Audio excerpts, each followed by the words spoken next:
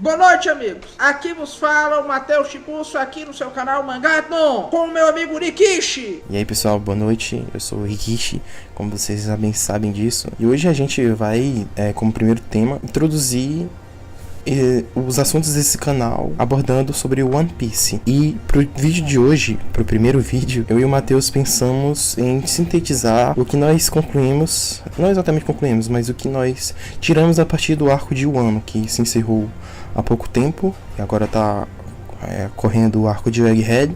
E, Matheus, tem uma pergunta pra você aí, pra gente já começar os trabalhos. E eu gostaria de saber as suas considerações sobre o arco de Wano. Eu tenho as minhas, obviamente, vou abordar elas a posteriori. Mas eu gostaria primeiro de saber o que você considerou, o que você tirou ali e o que você também encontrou de pontos positivos. Rikishi, a saga Wano, ela foi o arco mais aguardado e mais esperado do One Piece. E foi um dos arcos que teve mais foreshadow. No caso, a saga Wano tinha tudo para ser uma ótima saga. Tanto que a Pierrot fez na saga Wano.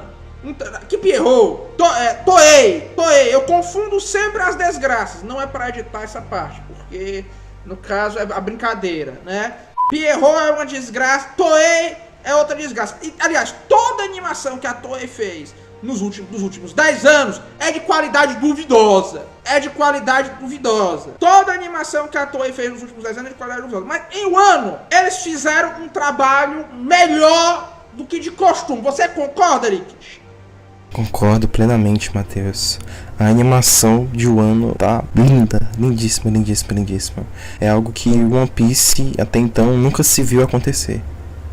E olha que a animação da primeira fase do One Piece foi boa, muito boa. Embora a segunda tenha sido, a partir de Fishman Island, uma desgraça total. Uma cachorrada!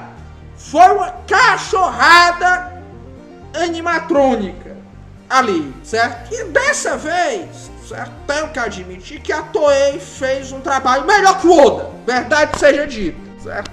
Porque, então, o Wano, ele quis colocar, né, um tributo a todas as lendas japonesas. Vários personagens são referências à lenda japonesa, ao folclore japonês, né, à cultura japonesa. Mas isso aí, em grande parte, ele se perdeu nas brincadeiras internas. O arco de Wano, a estrutura do arco, o Mythos, em primeiro lugar, ele é inspirado no Kabuki. Ou ao menos pretendia ser, mas no fim ele acabou quebrando a estrutura. O Oda, no fim, não é verdade? É verdade. Se eu não estou enganado, o Kabuki ele é quebrado em 5 partes, e o Oda quebrou em 4. E ele também não que esqueceu, mas eu acho que foi mais pro quesito mesmo de acelerar o arco, já que o final de Wano foi bem acelerado ali. Eles pularam 5 dias, não mostraram nada, muita coisa importante que era para ter acontecido o Oda não mostrou, como o Zoro visitar o túmulo do Ryuma, várias questões, até mesmo assim a mudança de decisão da Yamato em relação a não subir no bando no tempo que estava meio que estimado. Ela não se tornou Mugiwara e não mostrou o feedback que aconteceu para ela mudar de decisão. E ali o Kabuki ele acabou meio que sendo ignorado ali nos cinco atos. E o Oda ele acho que esqueceu um pouco da questão da tragédia, né, Matheus? A tragédia ali é mais uma tragédia no padrão One Piece. Ela acontece, mas não acontece de fato. Que foi aquela cena. Virou uma comédia, virou uma farsa, né? Foi aquele. A tragédia virou uma farsa. Isso, foi aquela cena catastrófica da Kiko e do Kinemon sendo atacados pelo Kaido, e o Oda simplesmente fez com que, voltando lá pra Punk Hazard, o corte do LOL não fosse... E o Oda simplesmente aproveitou que o LOL havia cortado o Kinemon e não juntou. Melhor dizendo, o Oda pegou um evento passado e usou como pretexto para manter o Kinemon vivo, para fazer ele sobreviver àquele ataque fatal do Kaido. E eu acho que isso me decepcionou bastante. Lembro até o maldito capítulo, acho que é o 1017 ou é 1014, eu não tô recordando agora, mas pode continuar, Matheus. O Kabuki, assim como o teatro grego, ele tem esse binômio, certo? Inversão e reconhecimento. A inversão teve em um ano legal. Agora, o reconhecimento não teve. Tanto que a verdade continuou obscurecida. Você se refere à fala do final do arco, a irmã do Momonosuke? Não só isso, também. Mas, por exemplo, o Shogun anterior está vivo e escondido esse tempo todo, né? Ah, sim. Não houve uma revelação pública da verdade, né, ali entre as quatro paredes, né? Essa coisa aqui é muito clara. De modo geral, esse arco, mais especificamente, ele é estruturado em cima de duas coisas. Em primeiro lugar, a questão da lore e da abertura dos portos do Japão, que é o fim do shogunato, né, onde você tem a abertura dos portos, que não aconteceu. Isso foi uma inversão interessante que o Oda fez. E o segundo ponto diz respeito, no caso, aos 49 Ronin, que eles esperaram, 47 Ronin, que eles esperaram, né, 20 e tantos anos à espera do seu mestre, para vingar seu mestre. Passaram mais de 20 anos escondido. História real. É uma história real. Tão inverossímil que o Borges a coloca naquele livro História Universal da Infâmia, que é um livro que reúne os seres humanos mais estranhos da humanidade. Esses dois elementos são o centro da obra. E você tem muitas homenagens que são mitológicas, que são religiosas, que são até a cultura popular do Japão. Por exemplo, o plot, né, todo o plot do Kozuki Oden é tirado do filme do Kurosawa, Trono de Sangue, que é uma adaptação no Japão feudal do Macbeth, Shakespeare. As bruxas dão ao Macbeth, né, poder para derrubar o antigo rei, que é a sua revolta contra a ordem natural das coisas. Kurosawa transpôs isso para o Japão feudal e o Oda colocou também como homenagem ao cinema de Daigeki. Então são muitas referências e ele não conseguiu, ao meu ver, eu não sei se você concorda, Rikishi, dar boas personalidades aos personagens dessas referências. Como, por exemplo, é o caso da vergonha, que ao meu ver foram os 9 bainhas vermelhas, que eu acho que foram o ponto baixo do arco. Você discorda, Rikishi? Em que sentido, Matheus? Antes de eu começar. Porque os bainhas vermelhos acabaram não tendo muito desenvolvimento. Cada um deles é uma representação de algum personagem do folclore do Japão. Eles não são um personagem novo, eles são aquele personagem do folclore transposto ali para aquele contexto. Só coloca um contexto diferente, o personagem é o mesmo. Você discorda? Então, eu concordo ali um pouco com você, Matheus. Meio que os bainhas, eles decepcionaram bastante. Porque eles, no fim das contas, apesar de eles representarem figuras que esperaram 20 anos pela volta de seu mestre, eles meio que foram segundo plano pro plot. Que no caso, quem resolveu a situação foi o Chapéu de Palha, foi o Luffy e o o Staskid e o Law. Eu esperava bem mais deles e não só isso, eu esperava que o plot final seria os bainhas vermelhas decapitando o dragão Kaido. E não foi o que aconteceu. Eu achei o plot do Kaido um pouco fraco. Sim, é uma opinião pessoal minha, não sei se o Matheus concorda muito. Concordo. Eu acho que o Kaido foi derrotado de uma forma muito, vamos dizer assim, foi um Deus ex machina que o Oda tirou ali. Copiaram a mesma cena da derrota Do Flamengo, né? Do Flamengo, que por sua vez era cópia do Crocodile, não é verdade? Sim. Eu acho que o Oda meio que tá tentando padronizar a forma com que ele derrota os personagens. Não só isso, a gente vê que o One Piece, em todos os arcos existe ali um padrão.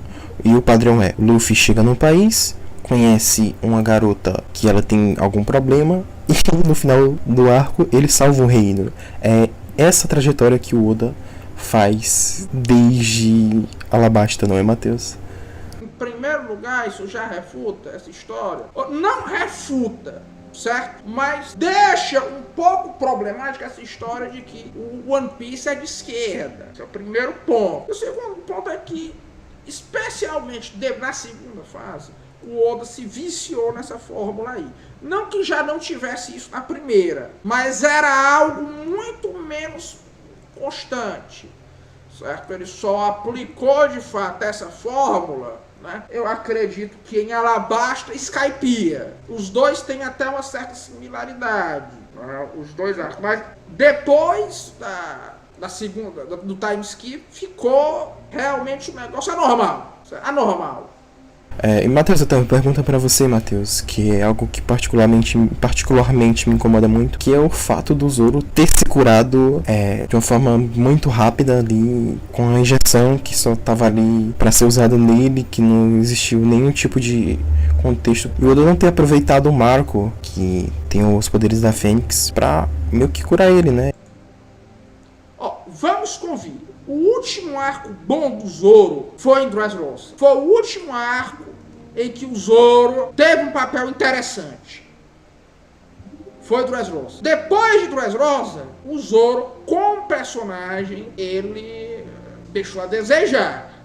Ele foi tirado em Holy Cake e esperava-se uma boa performance dele em Wano, que também não aconteceu. Mas ainda foi algo menos grotesco do que o tratamento que o Oda deu ao Sanji nesse arco. O Sanji entrou para a história como um dos grandes derrotados da história do anime mangá. Que ele só conseguiu vencer o Queen por causa de uma coisa que ele nunca treinou e que vai contra todo o personagem dele. O Sanji foi o Sanji e o Zoro, os pontos baixos desse arco, especialmente o Sanji. Eu confesso que isso me deixou um pouco incomodado também. O fato do Sanji ter despertado aquela resistência da Germa ali, sem um catalisador aparente. Pareceu que ele só ativou porque era realmente necessário. Ele ia ativar ali naquele momento, naquela hora. E não existe nada que antecede isso para acontecer. É algo que eu fiquei um pouco incomodado, porque eu esperava tanto do Zoro quanto do Sanji que eles usassem artifícios ali próprios, não algo como um remedinho que ia curar o Zoro e uma resistência que ia deixar o Sanji blindado, e não foi o que aconteceu. Mas eu não vou mentir e dizer que eu não gostei das lutas. Eu adorei as lutas. Eu adorei aquelas técnicas do Zoro. Eu adorei também toda aquela questão do Sanji. A luta do Sanji foi boa. Foi. As duas lutas foram boas. Eu adorei toda aquela questão do Sanji manter o cavalheirismo dele a todo instante. Ele tava ali despertando os genes da Germa, mas ele ainda... Sim, mas isso aí foi um negócio que descaracterizou o personagem. Você acha, Matheus? Descaracterizou. Só o fato de ele ter despertado os poderes e de ter vencido por isso descaracterizou o personagem. Obviamente, sim, eu concordo com isso. Mas eu gostei um pouco dele ter tentado buscar o cavalheirismo dele ali acima de tudo, e no final o plot favoreceu ele e fez com que não tivesse sido ele responsável pelo nocaute daquela garota, né? Que o Queen meio que tava atacando elas enquanto ele estava invisível e deixou o Sanji confuso. Eu gostei um pouco disso, mas quanto à questão da resistência, foi algo que eu não consegui engolir ainda. Mas vamos convir. Você vai discordar de mim, mas todo One Piece pós Marineford é de qualidade duvidosa. Não é ruim, não é ruim. Mas tem os seus altos e baixos, certo? Até agora, Egghead está quebrando a curva, certo? Egghead está sendo um arco interessante. Egghead e Zou foram os arcos interessantes até agora, dessa segunda fase do One Piece. Mas assim, teve algo que foi um ponto alto desse arco, ao meu ver, que foram as participações do Kid, do LOL e do Killer. Em especial, eu acho que a luta do Killer, Matheus. Quais são as suas considerações sobre ela? eu considero que a luta do Killer contra o Hawkins entra no top 5 de melhores lutas do One Piece. Aliás, vou dizer, foi a minha luta favorita em todo o One Piece. Na minha opinião, certo? Opinião, bateu o Chibúcio. As melhores lutas desse arco foram Killer contra Hawkins. Eu falei Hawkins, não falei? Eu confundi com Kid, não, né? Porque às vezes eu confundo. Pois é, porque são dois psicopatas, né? Mas, assim, boas lutas desse arco. Killer versus Hawkins. Aquela cena em que o Hawkins saca a última carta, né? Que é a torre. E vê que a vida dele está prestes a mudar no sentido de acabar de uma vez, enquanto ele recebe o último golpe, né? Aquela cena eu achei linda. A luta do LOL e o Kid contra a Big Mom, muito boa. Uma luta impecável. Eu considero que foi uma luta impecável aquela luta. Você concorda? Concordo bastante.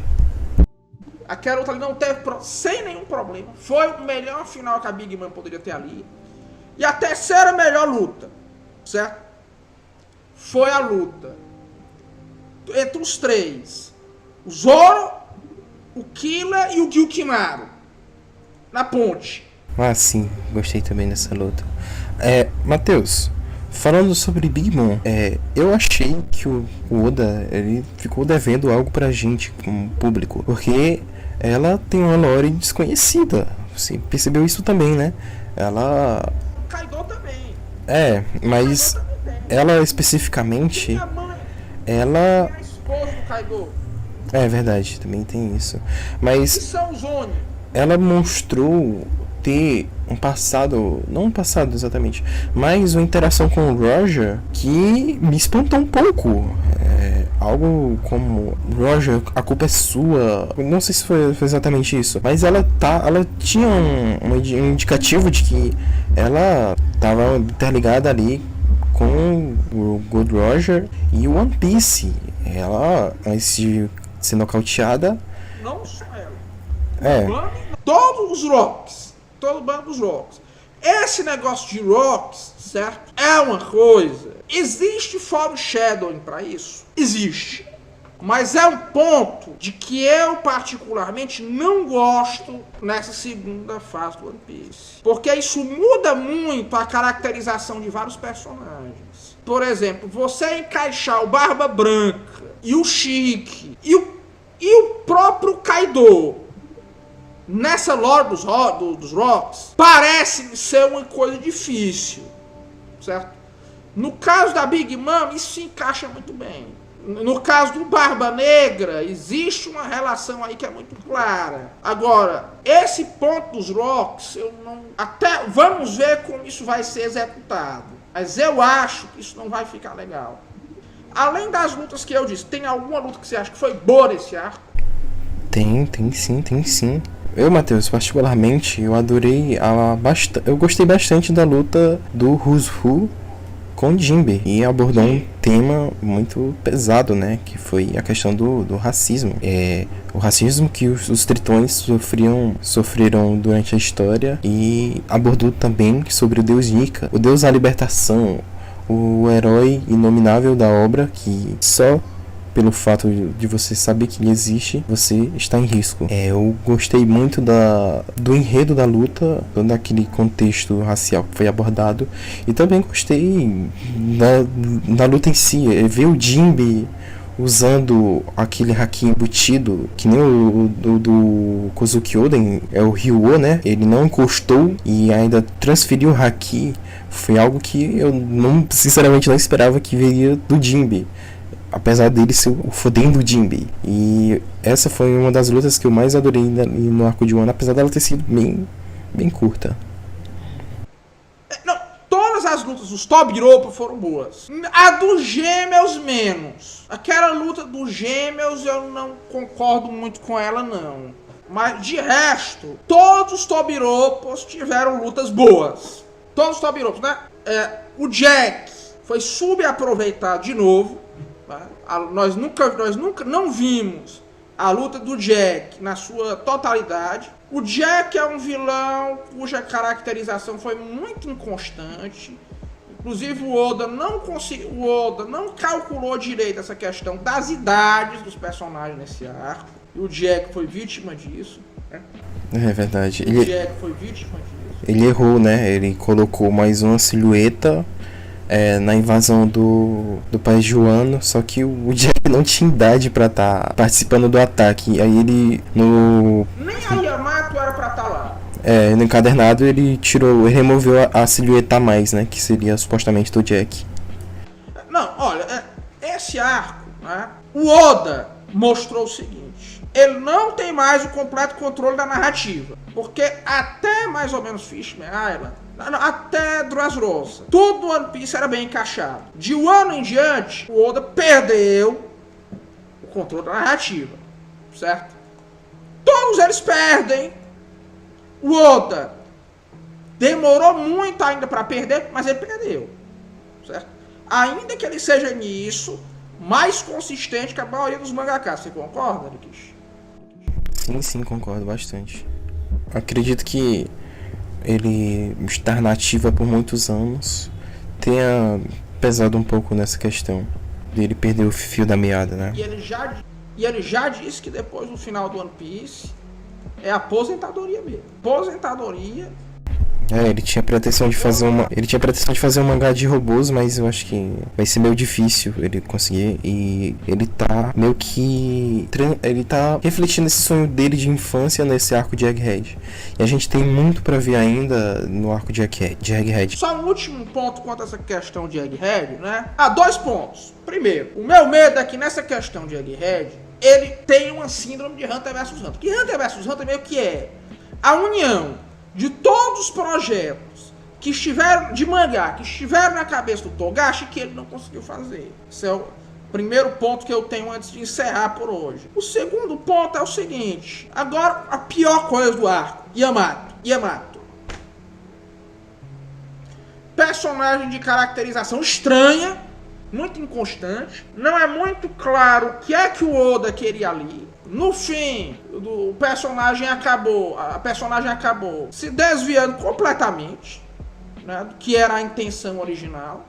E de fato ela não cabia lá no Mugiwara. Então esse foi, ao meu ver, o ponto baixo de Wano. O ponto baixo. A pior coisa que teve em Wano foi a Yamato. Pior coisa. Você discorda? Eu tenho uma opinião diferente, mas não discordo com tanta convicção. Porque não vou mentir, eu gostei um pouco da lore dela com o Ace. Porque eu sou muito fã do Ace. O Ace é um personagem incrível. E pra mim é muito injusto ele ter morrido ali na Guerra de Marineford, mas eu compreendo plenamente que o Oda já criou ele pensando em matá-lo na guerra. E eu gostei muito da questão dela com o Ace. E me anima um pouco saber que existe mais uma personagem ali que mantém as chamas dele vivas dentro da obra. E eu sinto que a Yamato é essa personagem que vai manter isso vivo por mais tempo, porque ela, sem dúvidas, no futuro, depois dela conhecer o país Joano e sair pro mar, ela vai ser uma personagem meio importante para a guerra final. Eu suponho que é uma expectativa pessoal minha. E agora a gente tá chegando para o final desse vídeo e eu queria pedir ao Matheus as considerações finais dele, mas ele já abordou sobre o ponto baixo de One Piece da Yamato. E você tem mais algo a acrescentar, Matheus? Não. Só que o Ace, né? Um grande erro do One Piece, ao meu ver, foi a tripulação do Ace ter sido completamente ignorada, né? Porque o Oda deu a eles designs muito interessantes, o que parecia ser um início de lore muito interessante. Mas eles foram quase que completamente ignorados. Talvez tenha sido um dos maiores erros do One Piece, na minha opinião. Os maiores desperdícios do One Piece. Você leu a novel, né, também? A novel ali foi bem a novel do Ace, que foi desenhada pelo Boichi. Não, né? Não viu? Então, fica até... Ainda não. Fica até de recomendação para quem tá assistindo o vídeo e para você também, Matheus. É Não é uma novel, é um spin-off, perdão. É baseado na novel do Ace. Que ficou muito lindo, ficou muito lindo. Teve um novo desenho do Barba Branca, teve do Rayleigh, teve do Shanks e ficaram muito bons no traço do Boit. Então, por mim, é basicamente isso. Então é fundamentalmente. E. Fundamentalmente isso, né? E. Eu tenho que terminar. Já virou a marca registrada do Sequetron, né? Eu vou só falar da live, né? Aí depois você termina. Pois um forte abraço a todos. É fundamentalmente. Aí deixa as despedidas com o Matheus. É fundamentalmente isso. Um forte abraço a todos e até logo!